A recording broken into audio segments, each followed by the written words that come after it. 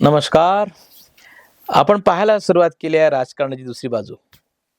खरं म्हणजे खूप वर्षानंतर आता पुन्हा एकदा आपल्याला महानगरपालिकेची आचारसंहिता लागली, असं ही बातमी तुम्हाला मिळाली आहे.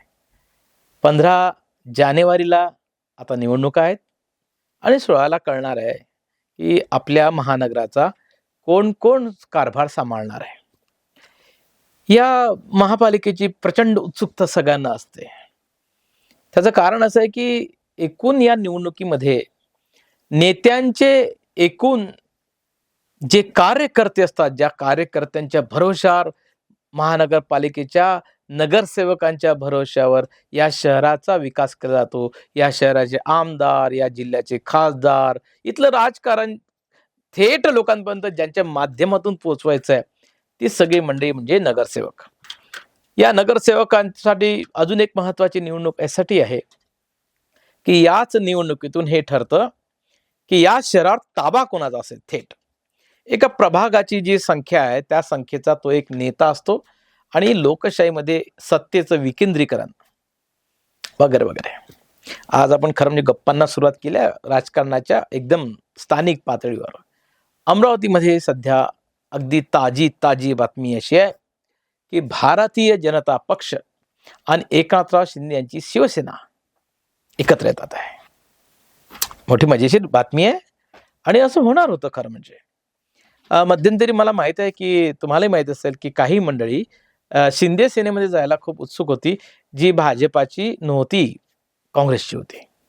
पण त्या मंडळींचं पुढे त्यांनी का स्वीकारलं? काही लोक गेले, काही गेले नाही आणि एक महत्त्वाचा नेता गेला आणि त्यांचं नाव होतं जगदीश गुप्ता. जगदीशभाईंनी निवडणूक लढवली, इथे आमदार झाले, इथे ते पालकमंत्री झाले आणि मग भारतीय जनता पक्षाच्या मुख्य अशा वर्तुळातून ते कधी बाहेर पडले, जगदीशभाईंना कळलं नाही. पण नंतर त्यांचा वनवास त्यांना असह्य झाला आणि एक दिवस त्यांनी निर्णय घेतला, की आपण पक्ष बदलू. पण त्यातल्यात हिंदुत्व विचारधाराशी आपण बांधिलकी ठेवतो. म्हणून मग त्यांनी शिंदे सेनेत आले. एक महत्त्वाचं नाव शिंदे सेनेत आलं. शिवसेनेच्या विभाजनानंतर खरं म्हणजे फुटाफुटीनंतर म्हटलं तरी चालेल किंवा उद्धव ठाकरेंची सेना तोडण्यानंतर विदर्भामध्ये एकनाथ शिंदे हे नाव अतिशय नवीन आणि या नवीन नावाला सपोर्ट मिळेल की नाही, पण शिवसेनेला सपोर्ट होता. शिवसेनेचे किती आमदार आपल्या जिल्ह्यांनी दिले आहेत, प्रकाश भाळसकरेपासून ज्ञानेश्वर पाटलांपर्यंत. ती शिवसेना सध्या मजबूत पकड घेत नाही आहे. याचं कारण शिवसेनेचे खासदार राहिलेले अनंतराव घुडे सध्या उद्धव बाळासाहेब ठाकरेमध्ये आहे आणि उद्धव बाळासाहेब ठाकरेमध्ये ते असूनही उद्धव बाळासाहेब ठाकरे गटाकडे आता असे मेजर नेते राहिले नाही, कारण उद्धव बाळासाहेब ठाकरेची शिवसेना सत्तेच्या बाहेर फेकल्या गेली आहे आणि सत्तेशिवाय पक्ष चालवणं अवघड असतं. मुळात शिवसेना मुंबईपासून सुरू झाली, महाराष्ट्रभर गेली, मराठवाड्यात गेली, कोकणात गेली आणि पुन्हा ती मुंबईपर्यंत थांबली की काय? कारण विदर्भातले जे मोठे नेते आहे त्यामध्ये शिवसेनेकडे सध्या नेता नाही आहे. अमरावतीमध्ये आनंदराव अडसुळांकडे शिंदे सेनेचं नेतृत्व आहे, कारण ते जेव्हा पक्षांतर झालं अनेकांचं, ज्यांनी सेनेकडे जाण्याचा निर्णय घेतला एकनाथराव शिंदेकडे, त्यामध्ये आनंदराव अडसूळ गेले.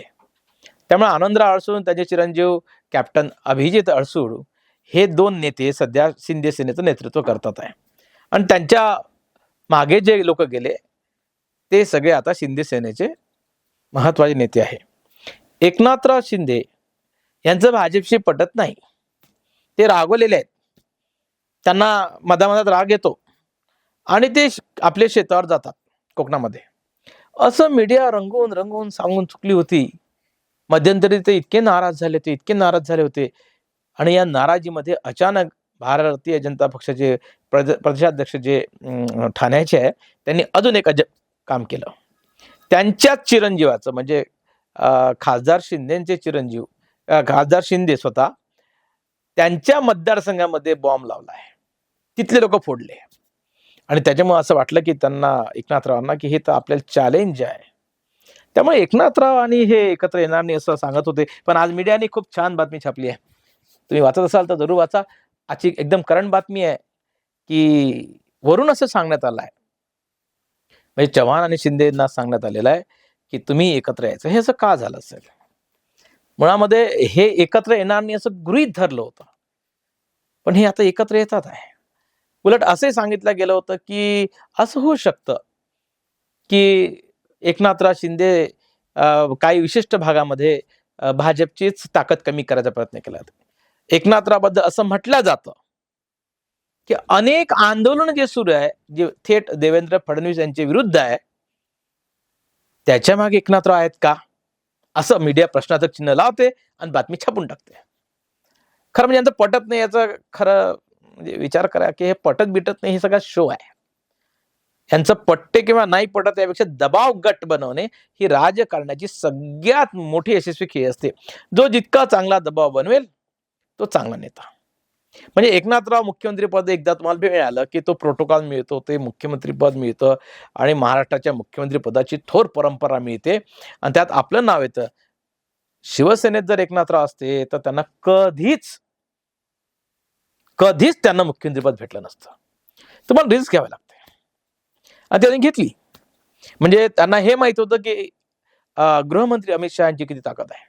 त्यांना हे माहित होतं, की मोदीजींची काय ताकद आहे आणि हा प्रयोग इथेच नाही केला, तो अनेक ठिकाणी केला गेला होता आणि म्हणून त्यांनी बिनधास्तपणे बाहेर निघायचा प्रयत्न केला आणि त्यांना शिवसेनेचा धनुष्यबाण आत्ता या क्षणापर्यंत मिळालेला आहे.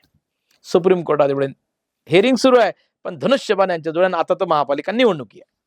खरं म्हणजे विचार करा, की जी शिवसेना मुंबईवरून सुरू झाली, आता पुन्हा उद्धव बाळासाहेब ठाकरेंची शिवसेना मुंबईसाठी झगडत आहे. म्हणजे त्यांचे प्रवक्ते आणि रोज सकाळी 9 वाजता भेटणारे आपले खासदार संजय राऊत सध्या रुग्णालयात होते, पण त्यांना लगेच बाहेर यावं लागलं आणि पुन्हा त्यांचा आवाज जरा क्षीण झालाय, पण ते बोलत आहेत. आणि कुठंतरी म्हणजे राज ठाकरे आणि उद्धव ठाकरे एकत्र आल्यावर मुंबईमध्ये भारतीय जनता पक्षाला महापौर त्यांना हवाय, ती सत्ताच पूर्ण हवी आहे. तिथे आता थोडंसं त्यांना असं वाटलं, की हे दोघं एकत्र आल्यानंतर आता कदाचित असं होईल, की भाजपाला पूर्ण यश मिळणार नाही. अशी शक्यता असेल. सर्व राजकीय पक्षाचे, विशेषतः भारतीय जनता पक्षाचे आतून खूप सर्वे सुरू असतात. मला आज एक व्यक्ती मिळाला आणि तो म्हणाला, की अमरावतीमध्ये सर्वे सुरू आहे. मी त्यांना म्हणालो, अमरावतीत सर्वे सुरू नाही आहे. अमरावती सर्वे संपलाय. सर्वे झालाय आणि जवळपास उमेदवारांची नावं फायनल आहे. ती नावं योग्य वेळी आम्ही जाहीर करू, त्यांनी जाहीर करण्यापूर्वीच करू. परंतु मुद्दा हा नाही, पण एकदम हा जो ट्विस्ट आल्यासारखं वाटते लोकांना, की एकनाथराव शिंदे आणि भारतीय जनता पक्ष पुन्हा एकदा युती करा, हा आदेश कोणी दिला असेल? स्वाभाविक आहे. एकनाथराव शिंदे दिवसभरात 4दा असं म्हणतात, की आमचे नेते अमितजी शहा. ते मध्यंतरी गेले दिल्लीला तडफाडतडफी, जेव्हा ठाण्यात फोडाफोडी सुरू झाली तेव्हा ते मुख्यमंत्र्यांनी भेटले आणि असे बातम्या, अर्थात ह्या सगळ्या बातम्या खऱ्या नसतात, पण अनेक गोष्टी खऱ्याही असतात. फक्त ते लगेच डिनाय करतील आणि डिनाय करणं आपला राजकीय नेत्यांचा अगदी जन्मसिद्ध अधिकार आहे. आता जर मी एखादा दावा केला तर लगेच उद्या राजकीय पक्ष नेते म्हणते असं काही नाही. आता एक वर्तमानपत्र मध्ये यांचं युतीचे सिग्नल मिळाले. मज्जड एक बातमी आणि माहिती आहे. माझा सोर्स असं सांगतोय, की यांची एक मीटिंगही झाली अमरावतीमध्ये सुद्धा आणि त्यांनी 15 जागांचा दावा केलाय शिंदे सेनेने. मी पाहतोय ते बातमीमध्ये काय काय छापलं आहे आणि शिंदे सेनेच्या वतीने बोलणार आहेत एक आनंदराव अडसूळ आणि भाजपतर्फे भाजपचे नेते. पण हे तर असं सांगितलं जातं, प्रॅक्टिकली हे सगळं मुंबईत ठरतं. अनेकांची एक गंमत आहे. मी एक नेत्याशी काल बोललो आणि आम्ही तर लवकर जेव्हा या विषयावर खूप सविस्तर तुमच्याशी बोलू, तेव्हा कदाचित तुम्हाला याचे खुलासे होतील, की भारतीय जनता पक्षाकडे जी गर्दी दिसते आहे आणि शिवसेनेकडे तर अजिबात गर्दी नाही आहे. तरी शिवसेनेने 15 जागांसाठी दावा ठोकला, की आम्हाला हे 15 लागतील. आता जर यांना 15 जागा दिल्या, त्यातल्या 12 जागांवर तर ते हट्टीच आहेत. ते म्हणतात की आमचे जे नगरसेवक आहेत सध्या, म्हणजे ते उभाटाचे होते, म्हणजे ते मूळ शिवसेनेचे होते. 5 वर्षापूर्वी शिवसेना म्हणजे दोघांची शिवसेना, ते राहतील असं एक सूत्र सांगते. आणि हे जर खरं असेल आणि ते स्वाभाविकही असेल ना, की रुलिंग पार्टीच्या नगरसेवकाला तुम्ही तिकीट देणार नाही, त्याचं तिथं गणित बसलेलं आहे ना, आणि त्याला पुन्हा धनुष्यबाण घेऊन लढायचं, तर का नाही लढणार? आज एका आमच्या नेत्याशी माझी चर्चा झाली. ते म्हणाले, की एकूण भाजपाची ताकद पुन्हा शिंदे सेनेच्याच पाठीशी लावावी लागेल. कारण शिंदे सेनेची अशी स्वतःची ताकद आता सध्या इथे दिसत नाही. ते वार्डावार्डात थोडी-थोडी मतदाराच्या रूपात आहे. पण लोकांना धनुष्यबाणात पुन्हा मतदान करायचंय का? हा प्रश्न तयार होऊ शकतो. आणि भाजपाचं पुन्हा वरून आदेश आहे म्हणून ते जसं आपण बघितलंय, की लोकसभेत केलाय, विधानसभेत केलाय आणि असंही लोकं म्हणतात आहे, की गेल्या म्हणजे जेव्हा यांचं पद गेलंय एकनाथराव शिंदेचं, तेव्हापासून भाजपा आणि शिंदेचं जमत नाही. ते जमतं, मग ते म्हणतात जमत नाही. पुन्हा ते एकमेकांविरुद्ध बोलतात आणि आता मध्यंतरी पुस्तक प्रकाशनाला एकनाथराव म्हणाले, की देवेंद्र फडणवीस माझे खूप जवळचे मित्र आहे. मध्यंतरी जेव्हा खूप वादावादी झाली, तेव्हा फडणवीस साहेबांना विचारलं होतं, की संवाद करायला या दोनपैकी कोण चांगला आहे? तर त्यांचं उत्तर होतं, दोघे चांगले नाही आहे. काय गंमत आहे राजकारणाची. दुसरी बाजू म्हणजे मजेशीर असते. माझा हा जो शो पाहतात आहे, त्यांना खूप गंमत वाटेल, की राजकारणी लोकं जसं बोलतात आहे, तसं होतं का? म्हणजे आताच शिंदे सेने आणि यांनी एकत्र यावं, लोकलमध्ये मीटिंग घ्याव्या वगैरे, वगैरे. हे काय ठरलं नसेल पहिलेच? ठरलं असते. पण हे धक्कातंत्र असते. म्हणजे भाजपने आता काल नवीन कार्यकारी अध्यक्ष निवडले, तो धक्कातंत्राचाच भाग आहे. 25 वर्ष गृहस्थ निवडले गेले. त्यांनी हा मेसेज दिलाय आणि भारतीय जनता पक्ष ज्या पद्धतीचं राजकारण करते ना, ते राजकारण बघा. धक्कातंत्र देणे म्हणजे सगळ्या मुख्यमंत्र्यांची मध्य प्रदेश असू द्या, राजस्थान असू द्या, यूपीच्या असू द्या, ह्या सगळ्या मुख्यमंत्र्यांची निवड अतिशय धक्कातंत्राने केली आहे. 2014 मध्ये देवेंद्र फडणवीस साहेबांची निवड धक्कातंत्रच होतं आणि विधानसभेत काल ही पूर्ण आपलं हिवाळी अधिवेशन जर कोणी गाजवलं, तर विरोधी पक्षांनी गाजवलं नाही. भाजपच्याच सुधीर भाऊंनी गाजवलं. विरोधी पक्ष नेता कोण आहे हे कळायला मार्ग नव्हता. एवढे आरोप सरकारवर केले. पण मग अशा वेळेस एकनाथरावांना जवळ घेणं ही भाजपची गरज आहे का? अमरावतीमध्ये भाजपने शिंदे सेनेला घेऊन फायदा होणार आहे का? या प्रश्नाचं उत्तर आपण वेगवेगळे एक्सपर्ट येऊ, आपण बोलू, शोधत राहू. पण भाजप आणि सेना एकत्र आल्यानंतर भाजपचा लॉस की प्रॉफिट? विचार करा. पण हा फॉर्म्युला असंही म्हटलं जात होतं वारंवार, की स्थानिक पातळीवर लोक निर्णय घेतील.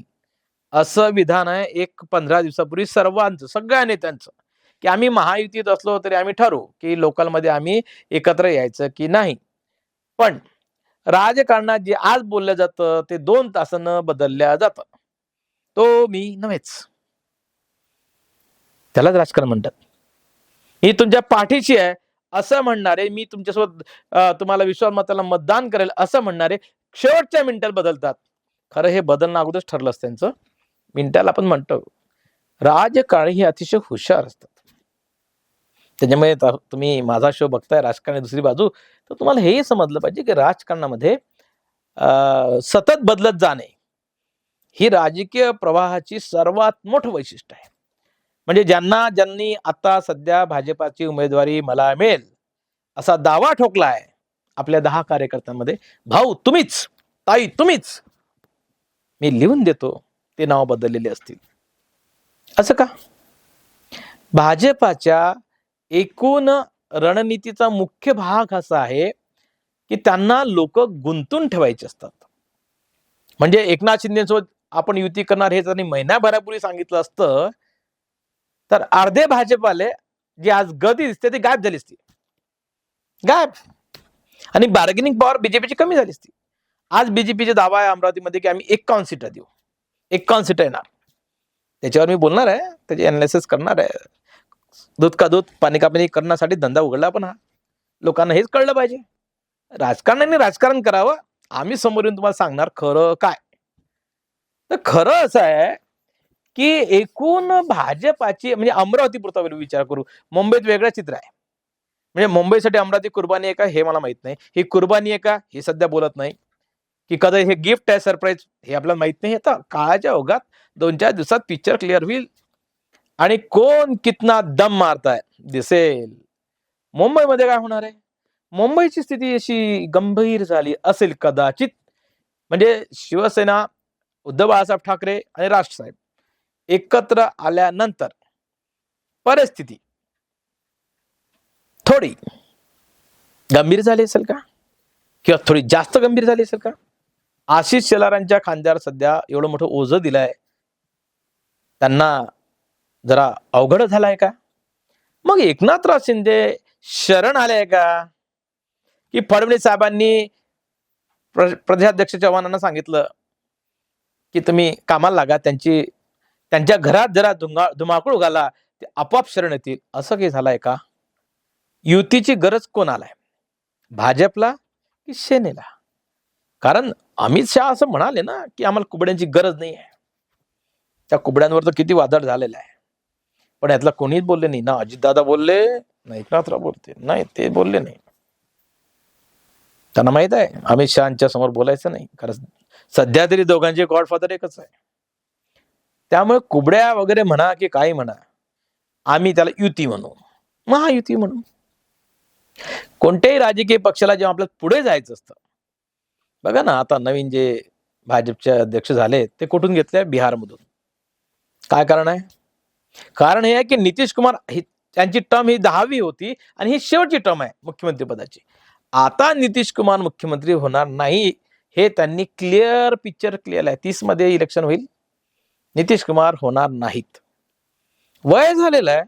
याच वेळेस ते काय संदिग्ध बोलत होते, लोकांना कळत नव्हतं. ते मुद्दाम व्हिडिओ व्हायरल झाले होते की यांचा बॅलन्स गेलाय, ते विधानसभेत काहीतरी अजब तजब बोलतात, याची व्हायरल झालेले आहे. आणि ते जे प्रकार तेजस्वीला वगैरे काही फार तेज आलं नाही. लालू प्रसाद म्हातारे झाले आहेत, खूप सारे आजाराने ते ग्रस्त आहे, किडनीचा आजार त्यांना आहे. त्यामुळे तिथल्या राजकारणामधून बरोबर एक 45 वर्षाग्रस्त एक नेता जो 5 वेळा निवडून आलाय, मंत्री आहे, त्याला घेतलाय आणि मग त्याला कार्यकारी अध्यक्ष केला थेट. पहिला भाजपचा अध्यक्ष असा आहे की जो फक्त 45 वर्षाचा आहे. काय असतं म्हणजे लोकांनी त्याचं अनालिसिस केलंय की ते काय असतं, जातीचे आहेत आणि त्याचा फायदा बिहारमध्ये बिलकुल नाही, 1% जात आहे. याचा फायदा पश्चिम बंगालच्या निवडणुकीत होईल, कारण तिथे खूप मोठे ज्योती बसू हे काय असतं होते, हे जातीय गणित वगैरे लावतात लोक. आणि पण खरं म्हणजे इतका छोटा विचार करून तर नक्कीच नाही घेतलं. त्याने डायरेक्ट सांगितलं की 45 वर्षाचा आमचा अध्यक्ष असेल, कारण जे पी नड्डा आले तेव्हा कार्यकारीच होते आणि आता नवीन अध्यक्ष झालेले हे सुद्धा कार्यकारी मंत्री आहे सध्या बिहारच्या राजकारणामध्ये. इतक्या तरुण मुलाला, जिथे 83 वर्षाचे मल्लिकार्जुन खडगे काँग्रेसचे अध्यक्ष आहे, तिथे भाजपचेच आहे. सेम आपल्या इथं होणार आहे. त्यांनाही म्हणजे मोदी साहेब बोलतात ना तेव्हा त्यावर थोडं गांभीर्यानं लक्ष ठेवत जा. ते म्हणाले आम्हाला कुबड्या नको, हे त्यांना खरं म्हणजे आताच करायचं होतं की सरसकट भाजप आणायची होती, पण नाही जोडला तो फिगर. अगदी थोड्याशानं राहिला. काय गणित चुकले असतील तर चुकले असतील, कदाचित सत्ता गेल्या मग पुन्हा सत्तेत येणं तसं अवघड असतं, पण ते त्यांनी केलंय. पण एकनाथराव शिंदेना कुठेतरी अशी एक आशा मध्यंतरी लोकांनी पेरून ठेवली आहे की शहासाहेब त्यांना मुख्यमंत्री पद देतील. मला नाही वाटत. शहासाहेब भारतीय जनता पक्षाच्या नेत्याशिवाय कोणालाही कधीच मुख्यमंत्री पदाचा इथे त्यांना ते शक्य नाही आहे. गरजेनुसार जशी गरज, काही 4 पावलं पुढे जायचं, 3 पावलं मागे यायचं. आज वारंवार काही दुखलं की ते दिल्लीला पोहोचतात. ती शिवसेना, ज्याचं नावच शिवसेना आहे, खरं म्हणजे आता मध्यंतरी विधानसभेमध्ये सांगण्यात आलं, शंभूराज देसाई म्हणाले की आम्हाला शिवसेना म्हणा, एकनाथराव शिंदे गट वगैरे काही म्हणायचं नाही, कारण त्यांचं नाव मूळ शिवसेना आहे. हे उद्धव बाळासाहेब ठाकरे शिवसेना आहे, असे 2 नाव आहेत. हे लोक आल्यानंतर अमरावतीमध्ये काय फरक होईल, हे 12 लोक मागतात, त्यातले निवडून किती येतील आणि भाजपवाले मदत किती करतील. मग भाजपचा जो 51चा फिगर आहे तो आज डाऊन झालाय. हिशोब केला तर बदलेल उद्या, निश्चिंत राहा, किंवा नाही बदलणार. आताच ते 40 वर आले आणि मग कालपर्यंत ते 51ची जे त्यांनी गृहीत धरलं होतं, म्हणजे पहिलाच फटाका काय लागलाय बघा. आता पहिला फटाका असा लागला की समजा यांना 12 जागा दिल्या, तर या 12 मध्ये जेवढे भाजपाई उत्साही होते, ज्यांनी फॉर्म भरले, ज्यांनी मुलाखती दिल्या, ते काय करणार? ते काय करणार? मग ते गृहीत धरून 51 सांगितले का की आता +12? असं नाही आहे, ऐसी बात नाही हो. आता गर्दी जी जमली होती ना भाजपाच्या कार्यालयात, त्याला कुठंतरी आता तर अजून युवा स्वाभिमानच्या मागणी व्हायची आहे सुरू. आणि खुद्द नवनीत राणा आता भाजपाची बागडोरमध्ये आहेत, तर ते काही तर जागा घेऊनच घेतील आपल्या यजमानांसाठी. पुन्हा ते गृहीत धरले का? शिवरकट भाजपा 51चा जो दावा करत होते, तो आता दावा रिवर्स येऊ शकते. आणि मग पुन्हा आपल्या राजकारणाचं खासियत आहे, पाडा आणि निवडून या. आता लोकसभा विधानसभेतच तर लोकांनी पाडापाडी केली आहे. कोणी कुणाला पाडलाय याच्यावर चर्चा करत राहू आपण, तो विषय नाही. पण शिंदे सेनाची एंट्री झाली तर त्या 12 ठिकाणी जसा परिणाम होईल, तर इतर जागा ज्या भाजपा लढणार आहे तिथं शिंदे सेनेचं काही प्राबल्य आहे काय? मग ही युती यांना पसणार आहे काय? ही युती भाजपला हवी होती का इथे? तर खरं विचारलं तर एक नेता मला असं म्हणाला, वरून आदेश सांभाळून घ्यावा लागतो लोकांना. आता हे सामान्य पक्षीय स्तरावर ठीक आहे, पण लोकांना नको असेल तर, म्हणजे युती नको असेल तर कॅन्डिडेट असू शकतात. कारण जगदीश भाई भाजपातून दूर गेले कारण भाजपातल्या लोकांना ते नको आहे. ते उद्या एक व्यासपीठावर येतील का? काय सीन राहील बघा. राजकारणात कोणी कोणाचा मित्र नसतो काय, आणि कोणी शत्रुता अजिबात नसतो. राजकारणात सगळ्यात मोठा ड्रामा शत्रुत्वाचा. कोणीच कोणाचा कधीच शत्रू नाहीये राजकारणात. कधी मैत्री होईल ती असतेच मैत्री, फक्त कधी समोर यायचं ठरते. काय मस्त प्लॅन झालाय की एकनाथराव ऐकत नव्हते, नाराज आहे, ऐकत नव्हते, नाराज आहे. शरण आले की शरण आणले की गरज तयार झाली. याचे उलगडे थोडे हळूहळू होतील, पण 15 तारखेपर्यंत मस्त असं रंगणार आहे. आता अमरावतीत भाजपाच्या 51च्या दाव्याला धांदे साहेब सांगू शकतील आता किती मेहनत झाले आहेत. मग आता या 12 लोकांना निवडून याची जबाबदारी कोण घेणार? कारण आता शिवसेनेचं वोटिंग नाही आपल्याकडे सध्या तरी, कारण त्यात उभाटाचा उभा राहणारच आहे, त्यांची मशाल पेटणारच आहे. किमान हा प्रयत्न उद्धव ठाकरे 100% करतील की हे जे 12 यांनी समजा युतीत आणले तर हेच कसे पडतील याचा प्रयत्न जशी काँग्रेस करेल त्याच्यापेक्षा जास्त उद्धव ठाकरे करतील, म्हणजे त्यांचे पक्ष करेल. पण उद्धव ठाकरेंच्या पक्षामध्ये असं उमेदवार पाडण्या एवढं बळ आहे का? हे प्रश्न राहतीलच, जे कोणी उभे राहतील 12. आणि जे आता असं म्हणतात आहे की रुलिंग जे होते नगरसेवक जे होते त्यांनाच पुन्हा तिकीट द्या. हे भाजपाला मान्य होईल का? कारण त्यांना पुन्हा ते गणित आहे, निवडून येईल त्याला तिकीट, त्यांचे तिकीटावर यांचं वचक राहील की असं लिस्ट दिली हे 12 आमचे, तुम्ही त्याला सपोर्ट करा, असं तर होतच नाही. भाजपा हा मोठा भाऊ आहे. मुंबईत वेगळं राजकारण राहील, अमरावतीत राजकारण वेगळं राहील. आजच्या या बातमीने आम्ही सोबत लढू. कोणाशी लढू? तुम्हाला लढायचं कोणाशी आहे हा प्रश्न कायम आहे. भाजपा ज्या पद्धतीने सध्या ज्या शो मध्ये आहे, आपण त्याला शो म्हणू, कधी त्याला शक्ती प्रदर्शन असं तुम्ही शब्द नाव द्या, त्यामध्ये तुम्ही लढणार कोणाशी आहे? कारण लगेचचा जो सध्या पक्ष आहे तो आहे राष्ट्रवादी काँग्रेस, अजितदादा म्हणजे खोडके साहेब एक आमदार, सुलभाताई दुसरे आमदार, आणि हे 2 आमदार ज्या पक्षाचे इथेच आहे त्यांच्या हातातली महानगरपालिका आता या दोघांसोबत लढणार आहे का? फाईट जमकी आहे. मग याच्यामध्ये काँग्रेसमध्ये सामसूमाया असं सगळीकडे बोललं जातं.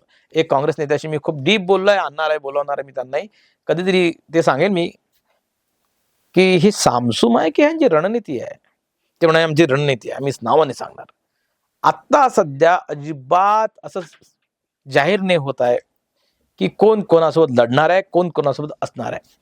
युवा सभेवंशी आमचं फारसं काही नाही आहे, कारण कोणालाही म्हणजे पक्षाच्या मध्ये असं असतेच, कोणताच गट कोणाला हावी होऊ देत नाही राजकारणात. म्हणजे सुधीर भाऊ विधानसभेत एवढं काय गृहमंत्र्यांच्या विरुद्ध बोलत होते. हा ठीक आहे, त्यांना मुख्यमंत्रीपदाचे दावेदार होते, गॉडफादरने सांगितलं की नाही तुम्हाला मंत्री सुद्धा नाही करणार. आणि मधामधात लोक पॅच मारतात आणि सांगतात की सुधीर भाऊंना आम्ही लॉटरी लागणार आहे. लॉटरी जर लागणार असती ना तर सुधीर भाऊ विधानसभेमध्ये वेगवेगळ्या डिपार्टमेंटच्या मुळे सरकारवर एवढे तुटून नसते पडले. हे एक भाग आहे. आणि दुसऱ्या गोष्ट ते तुटून यासाठी पडले आहे की विरोधी पक्षाची हवा गायब करायची, म्हणजे पक्षाच्या फेवरमध्ये काम केलंय. राजकारणात मजेशीर आहे. म्हणजे पूर्ण सत्राचं वर्णन जर पाहिलं तर असं वाटतं की सुधीर भाऊ हे विरोधी पक्षाचे नेते आहेत, आणि सुधीर भाऊ विरोधी पक्ष नेते असं जर समोर आलंय. सत्तारूढाचे नेते देवेंद्रजी विरोधी पक्षाचे नेते भाजपचेच.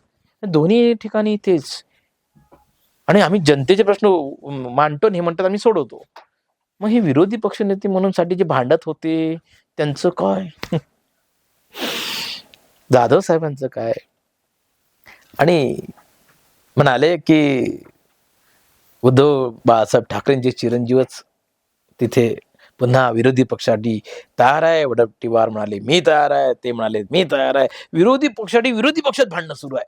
आणि सत्तेतले दोन मोठे नेते जे मुख्यमंत्री व्हायच्या क्षमतेचे, भाजपचे प्रदेशाध्यक्ष, मुळात संघाचे, सेम पॉवरचे आणि आता विरुलिंग असलेले देवेंद्रजी, हे दोन्ही एक सत्ता सांभाळताय, एक सत्ता कशी चुकी सांभाळत आहे म्हणून आरोप प्रशासनावर आरोप करतात आहे. त्यांनी तर अगदी फार म्हणजे भयंकर विधान केलं होतं. तुम्ही खरे जर गृहराज्यमंत्री असाल तर खोटे असाल तर माहित नाही काय बोलले. हे सगळं प्लॅनिंग असतं साहेब. कारण सुधीर भाऊंना माहित आहे, मनगटवारला माहित आहे की आपण पक्षाविरुद्ध बोलूच नाही शकत. पक्षाविरुद्ध बोललात की सगळं खतम. स्मृती इराणीचा किस्सा सांगतो ना आपला, इथं संवाद संपू. स्मृती इराणी एवढ्या भाजपच्या केंद्रीय मंत्रीपर्यंत पोचलेल्या, खूप फेमस झालेल्या स्टार, सध्या गडूप. त्याचं एक विधान होतं की राहुल गांधीला लाईटली घेऊ नका, त्यांच्या मागे खूप मोठी युवा शक्तीची एनर्जी येऊ शकते. ते जे टी शर्ट घालून जातात ना, त्यामुळे युवक त्यांना प्रभावित होतात. असे 3-4 लाईनचं स्टेटमेंट आलं. राजकारणाच्या पटलावरून बाई गायब, स्मृतीतच गेल्या. पुन्हा एकनाथराव कशासाठी आले आहेत? उद्या प्रचार एकनाथराव होईल, मग अजितदादा विरोधात करतील काय? महावितच म्हणजे मी ते उदाहरण यासाठी दिलं की सुधीर भाऊ आणि देवेंद्र भाऊ दोन्ही एकाच सभागृहात एकाच पक्षाचे, एक सरकारच्या विरुद्ध बोलतोय, एक सरकारच चालवतोय आणि हे सगळं ठरवून आहे की दबाव गट आहे. म्हणजे आज एकनाथराव आणि हे एकत्र येतात आहे ते अजितदादासाठी चॅलेंज म्हणून, की आता अजितदादा तुम्ही आमच्या विरुद्ध लढा, आम्ही दोघं जण एकत्र आहोत, तिसरा चान्सच नाही म्हणून. होणार काय? पाहत राहू, सांगत राहील मी तुम्हाला गंमत गंमत पुढच्या भागामध्ये. उद्याच बोलू काय. मला वाचक फोन करतात, मेसेज करतात, डीएम करतात, मजा वाटते. आणि मी सांगितलं की राजकारण इतकं सोपं तर नसते साहेब, त्याचे खूप पदर आहे. काय भूमिपूजन झाली आज, बापरे बाप. अगदी इलेक्शनची मीटिंग होईल, निवडणूक आयोगाची मीटिंग होईपर्यंत भूमिपूजन सुरू होते. कुदळी फावडा, कुदळी फावडा. मला वाटते सर्व राजकीय पक्षांनी आता उमेदवारांना एकच चिन्ह द्यायला पाहिजे, कुदळी आणि फावडा. काय मजा आहे. उद्यापर्यंत वाट पहा नव्या एपिसोडसाठी. धन्यवाद.